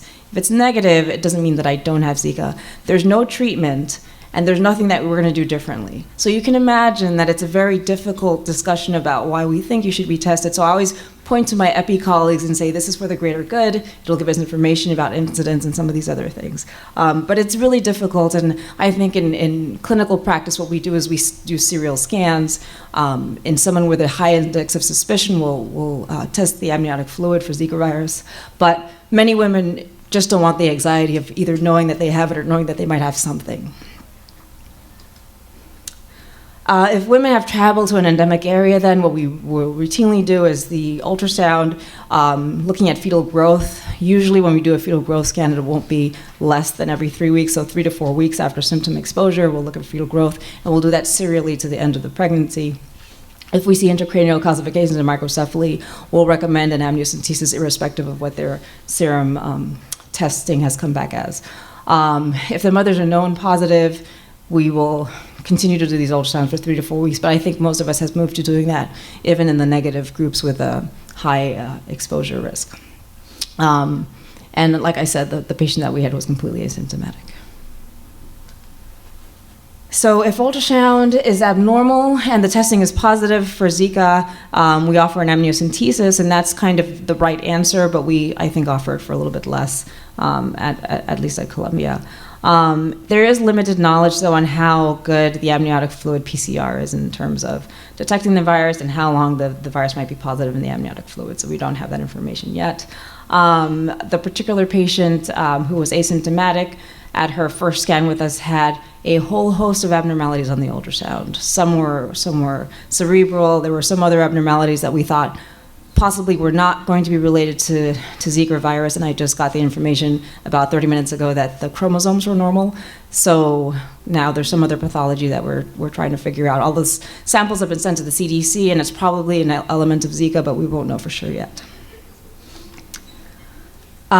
So if the infant is infected, the prognosis is not really known. And because all of this is just starting neurodevelopment, you can't really test in any meaningful way until about age 2. And so I think that what we will probably understand is that even with a normal size head, that there are other things that might be going on that can be detected later on. Normally with microcephaly, there's going to be some kind of intellectual disability, and so that's what we would expect. So what's the bottom line? And I think Wafa showed you some of this. So because it's so common in this global society for folks to travel back and forth to some of these areas, if women have known Zika virus disease, they should wait at least 8 weeks after symptom onset if they want to conceive. And kind of traveling back and forth to the Caribbean is common. We actually had one patient who had to cancel her wedding because she wanted to conceive shortly after her wedding, and her wedding was in Mexico. So, and most of her friends who were coming were with partners, and they were all trying to conceive. So this is a reality that we're seeing quite frequently. Women who are asymptomatic but have possible exposure, either due to travel or through unprotected sex with a man who has had a risk for exposure, should wait 8 weeks at least after the last date of exposure. And these are all from a few days ago. They were recently changed. Men with a diagnosis of Zika virus should wait at least 6 months after symptom onset. And if you are currently married to a pregnant woman, use condoms or abstain, which is what the CDC is saying. And then asymptomatic men with a possible exposure should wait at least 8 weeks after this possible exposure. But then there's this interesting caveat that the CDC says, at which point you should reassess and then maybe keep abstaining or using contraception. So that's the current guidelines. And then putting things into perspective, in some of the infectious disease, we work with that in the field of MFM, and so I work a lot with CMV virus as well. And so we looked at the number of cases of microcephaly per 10,000 live births, and there are 2.8 cases per 10,000 live births so far documented from Zika virus in Brazil. There have been 0 cases that were transmitted within the United States. There's obviously a lot of concern amongst pregnant women about travel within the United States as the summer months are coming. Everyone's talking about it, and I don't know if we know what the final answer will be. But when you look at CMV, which is a much more common virus in the United States, we have 8,000 affected annually, about 20 cases per 10,000 live births, and about up to 40,000 infants affected annually from CMV. It's a virus we don't screen for because we don't have a treatment for it. So it's trying to put things into perspective, but because there's so much unknown about this virus, it's very difficult for us to say what the outcome might be. So thank you very much for your time, and I'm sure, I guess we'll answer any questions for you. Thanks. We have a microphone that we'll just ask you to speak into, so please bring it forward. I have a question left over really from the HIV problems for Dr. Elsatter and also Dr. Morse. What sort of epidemiology was done in the Brazil carnival, if any? And what about the standard routes of transmission and all the talk years ago in the late 80s about transmission among gays from Haiti, say? What about gay sex, unprotected? What about drugs? How is that fitting in, if at all? And one thinks that after all, these groups, as you both well know, were studying sexual disease clinics in Baltimore to start with, and then it spread throughout. So, forgive me for bringing in the diseases. Not as much trouble now. Yeah, I mean, I think the issue is if it's sexually transmitted from male to female, it's possible. It's not. It's not. You know, it's possible that it could be transmitted also amongst men.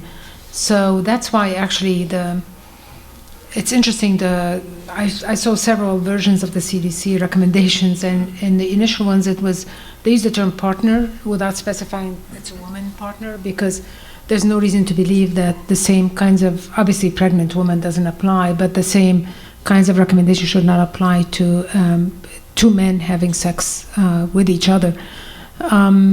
So I think it's implied, but I do think the main worry is really the sequela related to the complications, the fetal complications in a woman who becomes pregnant or who is pregnant.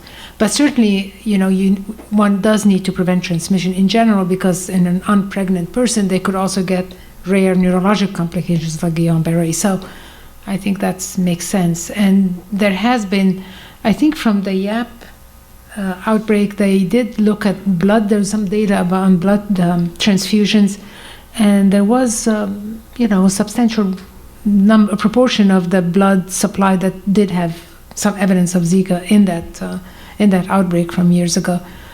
So I think that's why there's been concern about screening for blood, particularly in Puerto Rico, as one example.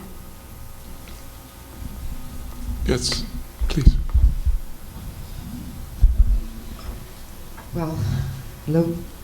I'm Brazilian. I'm an epidemiologist, and I'm here in a sabbatical. And I'm working with, I didn't intend to, but I'm working with Zika projects and cohort studies. And one thing that I would like to ask you is our perception. It's not data. It's perception from people who have been working with dengue fever for a long time. Actually, I'm quite old. I worked with the first dengue fever coming into Rio, lots of time ago. And our impression is that it was much faster spreading than dengue in Brazil. Yeah. Not only because of travels over the whole country, that's a huge country, but inside the city, inside Rio, where I work. That's one question. And so, could it be another host like dogs? It's curious because it was really much faster. And Aedes, we have it all the time. First problem. The second question is that another impression not proven, but we have a strong feeling about, is that this 1 to 4, one known case to 4 not symptomatic, not really, because when it explodes, it gets to everybody in the family, everybody in the household. We've done some research in the favela of Manguinhos, that's around the Zócalos Foundation where I work, and it was everybody had Zika. It's completely different from dengue. It's 1 to 4, really. We know that. Zika is everybody, so it's something else that you should. I would like to ask what you're thinking about. Data sharing, yes, as long as researchers in Brazil have the right to, you know. Thank you for that comment. I think that's very interesting because, you know, we really know so little about the natural reservoirs. I'll let I'll let Simon comment on that. For most of these viruses, you know, simply because most of the time nobody bothers to follow up very much. And the same question came up with Ebola, you know, what domestic animals could be infected. And as far as we knew, most were not able to get infected with Ebola. But, you know, that became a very difficult question because we had so little knowledge. So in Yap Island, which had a population of 11,000, about 73%, I think was the figure, of those on the island during the outbreak of Zika there were seropositive, that is, had antibodies, even though most of them didn't report disease. So it did transmit very well indeed. You know, and the reason for that is still unclear. Yeah, I think as far as like the hosts go, I think there are so many factors that can go into host range, especially with the arthropod-borne viruses. Of course, just the species that these mosquitoes are going to bite is going to have a huge factor, and many of them really are quite human-focused. So I think that the ecology of it will keep it certainly within the primates. But then that said, you know, many of these flaviviruses use multiple receptors to get into host cells. So unlike the virus that I was sort of giving an example of, you know, where there's, you know, one virus, and if you don't, one receptor, and if you don't have it, then you're probably not going to become infected. With flaviviruses, it may not be quite so straightforward. All I can say is that we have been working in Brazil and have a large number of samples from bats and rodents, neither of which one would consider top of the list. But again, you know, considering that anything's possible, we screened all of them. It was several thousand individuals for both, and didn't find any evidence in either the Amazonian region or the Atlantic forest region. Doesn't necessarily prove anything, but it's certainly the information I have so far. Please. It's coming your way. Thank you. Hello. My sister and I are working with Albert Einstein College of Medicine, the Goddard Space Flight Center, the NASA's telemetry program at Cape Canaveral, the Canadian Women's Space Program, several teams from Women in Science, New York Medical College at Valhalla, and the United Nations NGO Committee on Health, on in elder women 50 years of age and older who fall under the umbrella of COPD with such diseases as emphysema, asthma, and COPD itself. I was wondering if you could tell us your outlook for such women in the eastern United States if they should contract the Zika virus. Anyone with our clinicians talk? You mean somebody who has COPD and the risk of contracting Zika? Yes. There are no data, but I think there's I think the risk is if exposed and bitten by, I guess if they happen to travel somewhere where there's active transmission, they could potentially get infected. There's no evidence that it would be worse in somebody who has COPD. It's not a virus that, it's not like, for example, influenza or other types of respiratory virus. MERS was another example. So that's unlikely they would be worse in such an individual if they're infected. I think the potential for individuals who are 50 years and older, who may be frail or fragile, as well as the influences of obesity and asthma would have any complications to what you've said there? It's unclear. We don't know. I think a little bit higher with the age and obesity. well, High blood pressures. we don't know that yet. Yeah. I know there's no data. Thank you. Let me ask a question. What would you say is responsible for this emergence of microcephaly and these severe complications? This virus has been around since 1947 at least, when it was first identified. Obviously, it was probably there a lot longer. Why are we seeing this now? Is this an issue of detection? Do we have a new clade? Do we have something that's more virulent? What is the difference that we're seeing so that we're getting this huge pulse that's taking place right now with such public health concern? I don't have the answer, but I think ascertainment is important. I mean, I think now this happened really in a country that has a fairly solid surveillance system, and that's very different from, for example, prior infections in Egypt or Nigeria and so on, where the surveillance system is much weaker. And in all likelihood, such infants may have been there, but may not have been identified and detected. I don't know if that's the case, but ascertainment could be an issue, obviously.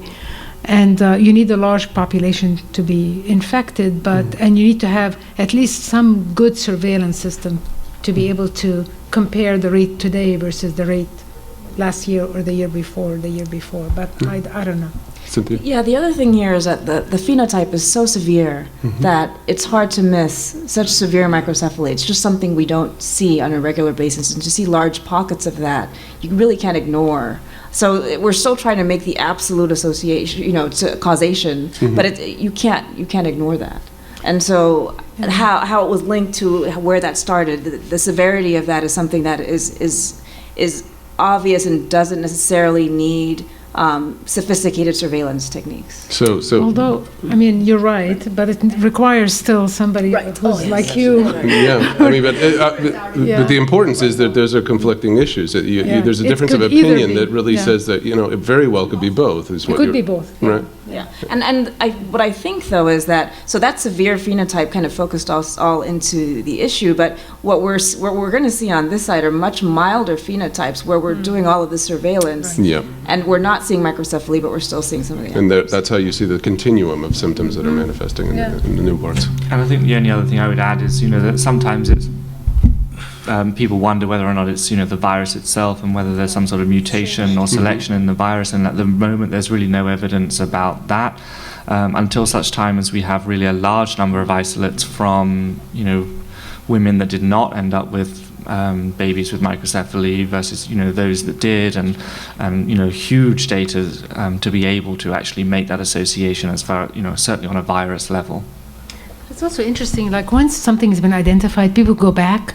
Like that's what happened with the people, the Yap, the people from Yap Island, that they came to. I know that they were recently presented their data, and in retrospect, they did have more cases of microcephaly. So it's kind of It needs to be revisited, perhaps. It's revisited, and probably there could be going back retrospectively and trying to look at the data from some of the countries where there were substantial outbreaks.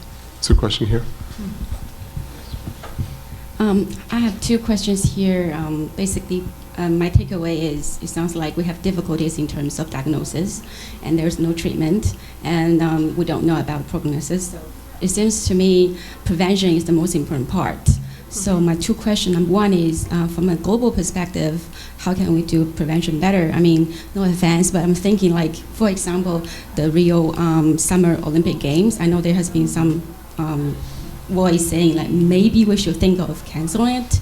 So what do you think about that? The second question is like domestically here in the US, we're approaching summer, and I know the mosquito is definitely along a large area of the country. So do you know domestically is, I don't know who's in charge of it, the CDC or any agency has any specific plan of eliminating the vector or things like that, especially for New York. We have a large volume of people traveling across, but Do you know if there's any plans for that? Thank you. Well, I mean, I think for I'm not going to speak for the Olympics, but it's going to be winter in Brazil. So that's good because that means the population of mosquitoes will go down. So hopefully there'll be less transmission, and less risk for people who are there. I do think there is nothing that's risk-free in life. I think the most at-risk group are obviously pregnant women or women who are intending to be pregnant. That's the population that's most at risk, and that's the group that I'm most concerned about. Yeah. So that would be my answer. I think there are lots of efforts around vector control, and maybe you can talk about that. So New York City's Department of Health and Mental Hygiene has a vector control division, and they've been very much focused on West Nile virus, but they haven't targeted it to the day biters, but they have collections on Aedes mosquitoes going back over a decade. So Aedes albopictus has been collected abundantly for a long time. One of the concerns they have is whether or not you could have autochthonous local transmission of dengue and chikungunya more recently. And so they've been very interested in monitoring the people who are coming in and importing it through travel to the Caribbean. Zika is going to fall exactly into that pattern because it's transmitted by the same vectors, and it's also a flavivirus. So they're sort of prepared to deal with it that way. I think the main issue and the main concern that we have is whether or not we would have locally acquired infections here. And the reality thus far, if you look at the analogs of dengue and chikungunya, is we haven't had it. And that really is indicative that the human-to-vector contact rate is not frequent enough to support sustained transmission of these viruses, certainly not in New York City. That doesn't mean you're not going to see it sometimes in the United States. And one of the particular concerns is in that poverty belt that you saw along the Gulf Coast and down into Florida, you have migrant workers, you have undocumented immigrants. Those communities, they don't have access to the types of health structures and the preventative measures that you have. They may be living in tents. Those people are going to have a much higher rate of contact with the vectors, and as a consequence, if somebody comes there and imports it into that region, a new migrant worker appears, for instance, you could have local transmission. And that's what they've had in the few little outbreaks of both malaria and dengue, for instance, in migrant workers in Florida. So that's a big concern, that you might see something like that happen. But you're probably not going to see it here, would be my context, but my guess. Hi. The thing about the microcephalia, it's only when the human brain is undeveloped, no? And what about the ones that are newborns? If they get exposed to the Zika virus, kids that are still in all that process, do they have any problem or? Yeah, it's hard to say. I mean, being an obstetrician, we are so rarely on the neonatal side, and so I don't know their literature as well. We know that brain development starts from very early in gestation, about 4 weeks, and actually becomes most active right around the time of delivery.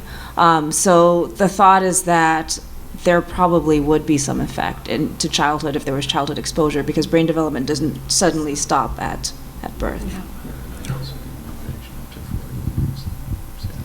So there's no vaccination, right? And I was wondering if individuals who have been previously infected and then live in a high-risk area and are affected again during pregnancy, if they would be safe because of the immunity they already have. And if so, has anybody thought of using the actual Zika virus as a temporary vaccine? Because the symptoms for 80% of the population, at least, are not bad at all or non-existent. Yeah. No, I mean, I think it's a great question. I don't think we have the length of time, the information for the current outbreak to have these women then become pregnant again and see what happens. But I think it's a very interesting question. But they are, I mean, I think maybe others on this panel know more, but the dengue virus that's been now being tested is an attenuated virus, which means you weaken the virus and then you vaccinate. So these are the studies that have been done with dengue virus. And fortunately for Zika, in dengue, there's several dengues. So it's a little bit more complex, but as far as I know, this is one. So it could be possible, but it does take time to develop an attenuated virus, to test it, phase 1, phase 2 in human beings, and to make sure that it's safe and so on. But that's the methodology that is often used for developing viral vaccines. My point was that it might not even need to be attenuated. Oh, I see. You're saying just get people infected themselves. Go and it's like what's his name? Jenner did, right? Who infected his son with mycobacterium? Yeah. No, that was with Cowpox. it was cowpox. Yeah, that's similar to that. Yeah, it's an interesting thought, but with just follow up on the attenuation thing, sometimes with these vector-borns it's a little more complicated because you might attenuate a virus and create a vaccine, but it goes back through the mosquito, and there have been documented cases of where that process actually reverses the attenuation, and so you have this vaccine that is switched back to becoming a virulent form. And so it's tricky with vector-borne diseases. There are a number of companies that are now trying to rush a Zika vaccine to market, as you can imagine. So I think the limitation is not the scientific one of developing the vaccine so much as proving its safety and efficacy. So if someone wanted to use Zika, they'd probably have to form like a buyer's club, like the old, AIDS patients did some years ago, to sort of trade these things, because obviously the FDA would not approve that and it wouldn't be government approved. We assume that most of these infections, don't stay in the body that long in the case of Zika, and that immunity is long lasting after recovery. But, we don't know that for sure. That's the assumption we're working on. And it does hang out in a few places, but we're still assuming that, the recommendations you saw for waiting a couple of months, for example, assumes that the virus is being cleared from the body and that you probably are immune to reinfection. Until we know better, and until we know something else, that's generally what we see in other infections. So it's by analogy, we make that conclusion. I was going to ask one more question about the sexual transmission of Zika. Again, given that it's an old virus, it's possible sexual transmission has also been going on for a considerable amount of time. But on the other hand, it does pose this interesting alternate avenue for sustained transmission in populations outside of the vector's range, and could, in theory, foment an outbreak here in the United States through an alternate means. Sort of the theory of evolution of viruses is that they look for pathways to make themselves more transmissible the longer they're inside a host organism. Is this something that you foresee as a problem, or do you think it's highly unlikely that sexual transmission will be the type of thing to actually allow sustained transmission in humans? I think that the difference is, for example, in terms of HIV versus Zika, obviously it's not a lifelong infection. So if you transmit it sexually, the person either will get sick or they will become viremic for a while, and then they'll clear it. So it's not sustained. So I don't think it's going to be like HIV, where you have transmission sexually and then you have a long-standing period where it's late. The person is infected, viremic, they don't know it, and they can transmit to others also sexually. So it's a little bit different because it almost ends, the cycle almost ends after within a week probably of transmission. Though it is present in semen for much longer. For much longer. So we don't know the proportion, of everybody who's infected, what proportion of men have it in the semen. And there's been reports of hematospermia, for example, amongst men. So it kind of makes you think maybe it is a tropic somehow to testes, I don't know. But so I think those are the kinds of questions that need to be answered. And it took many years to do the work in HIV to understand the level of viremia in the plasma versus viremia in the seminal fluid and the cervical fluid. Those are tough studies to do, and will be even more difficult to do in the context of Zika, because with HIV, it's a long-standing viremia. But I think those are necessary studies to be done, so at least we know the decay curve. And I think that there's especially again with these arbos, there's so much that goes along with the infectivity. No one knows yet for Zika whether or not this is the case, for example, but for many of them, they're actually orders of magnitude more infectious for the mosquito or for the arthropod vector than they are for the mammalian host. And that really helps with the transmission. So, for example, when a mosquito comes and bites, the saliva of that mosquito actually modifies the virus, revealing other proteins that are much more infectious for the mosquito. So whether that has any relevance to, mammal to mammal, human to human transmission is unknown, but I agree with Wafa. I don't think that it would probably be, the epidemiology of it would probably support it, even if there was some sort of, it would take a huge modification for that to happen, I think. All right, I'm being told with the powers that be that we need to stop now, so I'd like to thank you all for being here, and I'd like to thank the panelists once again. Thank you so much.